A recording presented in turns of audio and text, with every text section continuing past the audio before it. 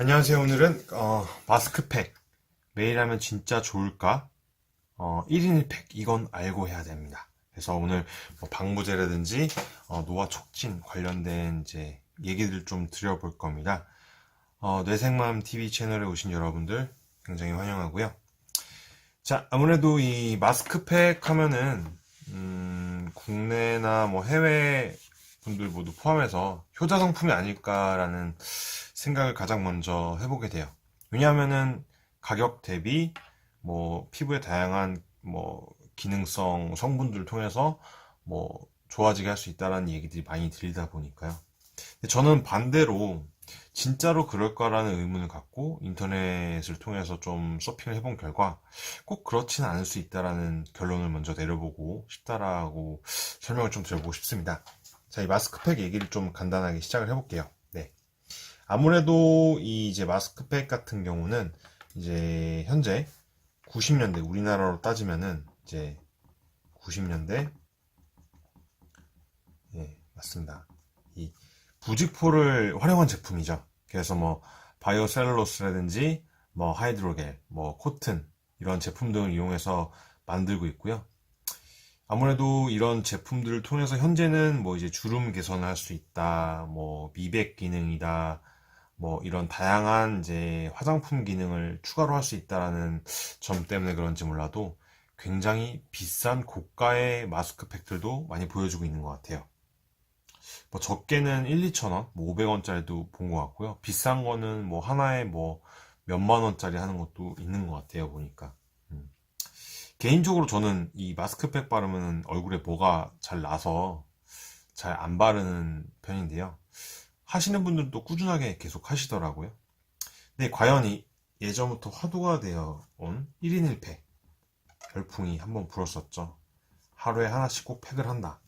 하지만 이 과연 1인 1팩 자체가 현실적으로 뭐 얼마나 더 이제 피부를 건강하게 변화시켜 줄 수 있을지는 미지수라고 좀 말씀을 드리고 싶어요. 그러니까 결론부터 말씀을 드린다면은 이 마스크팩 자체는 득보다는 실이 더 많다라는 부분을 좀 설명을 드리고 싶습니다. 뭐 제 개인적인 의견이 될 수도 있겠지만 인터넷에서도 이런 관련된 글들이 굉장히 많이 있거든요.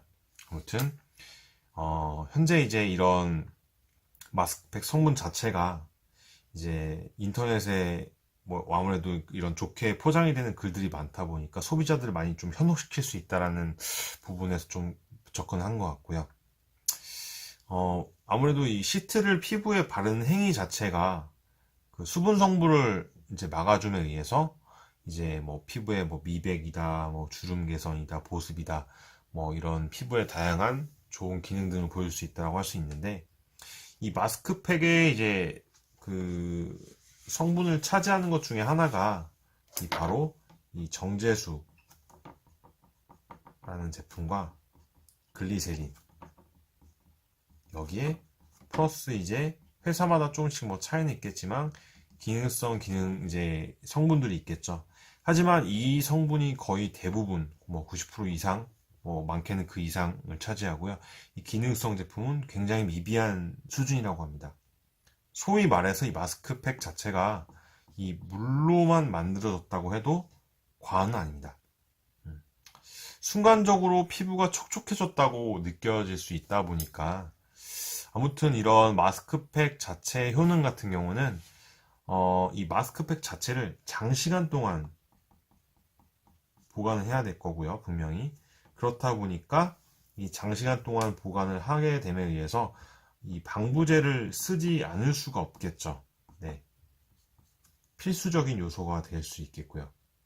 이 방부제를 쓰다 보니까 현재 이 방부제로 손꼽히고 있는 뭐 파라벤이라든지 페녹시에탄올 같은 것들, 이 성분들을 통해서 제품을 만들어서 이제 오랫동안 이제 대량 생산을 또 해야 되다 보니까 그닥 좋은 제품을 쓰기가 쉽지 않다라는 점을 들 수 있겠고요.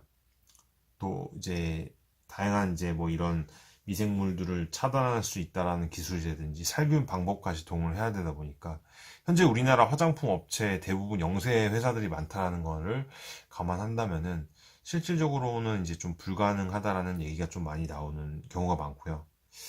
그렇다 보니까 이윤 확보를 위해서는 더욱더 보관 기간도 늘려야 될 것 같고요. 쉽지 않을 것 같아요. 그리고 우리 피부 같은 경우는 현재 피부에 유익균이라고 하죠. 네. 그 유익균이 있다 보니까 이런 피부 트러블도 막아주고 건강한 피부 유지될 수 있는데, 이런 유익균을 없애는 효과가 이 마스크팩이 아닌 방부제를 통해서 뭐 염증이라든지 뭐 트러블 같은 이제 노화가 촉진이 될 수 있다라는 아까 처음에 말씀드린 부분인데요. 이 화장품 안에 들어있는 방부제 같은 경우는 살균력이 현재 소독약보다 훨씬 더 강해요.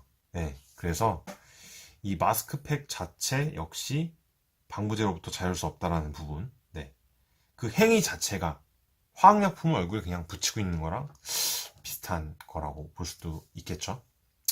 아무튼 이러한 의심이 없는 우리 행동들, 뭐 피부 밸런스를 이제 무너뜨릴 수도 있겠고요. 이런 행위 자체를 하루에 한 번 한다는 것 자체는 어떤 분한테는 되게 좋다고 볼 수 있는데, 아닌 분들이 더 많지 않을까라는 저 개인적인 또 의견이 들어갈 수도 있을 것 같습니다.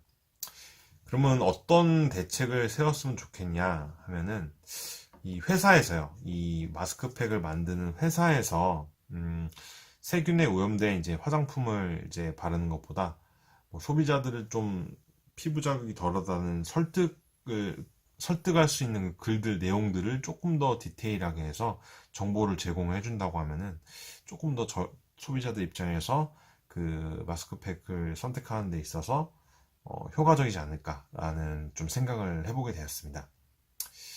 뭐 아무튼 개인적인 생각도 있었고요. 인터넷에 정보들 좀 모아서 오늘 업데이트를 좀 해봤습니다. 마스크팩, 네, 누군가에게는 되게 좋을 수도 있겠지만 또 이 방부제라는 얘기를 또 오늘 듣고 어떻게 또 앞으로 소비자분들이 대응을 할지 고민이 되는 시점인 것 같고요. 다양한 또 정보들을 많이 업데이트해서 저희 채널 이용하시는 분들에게 다양한 정보 또 제공해 드릴 수 있도록 할 테니까 시간 되실 때마다 이렇게 짬짬이 봐주시면 좀 도움이 많이 될 것 같습니다. 자, 다음 시간에도 유용한 정보로 좀 찾아뵐 수 있도록 하겠고요. 채널 구독도 해주시면 네, 많은 도움이 될 것 같습니다. 자, 오늘은 여기까지입니다. 감사합니다.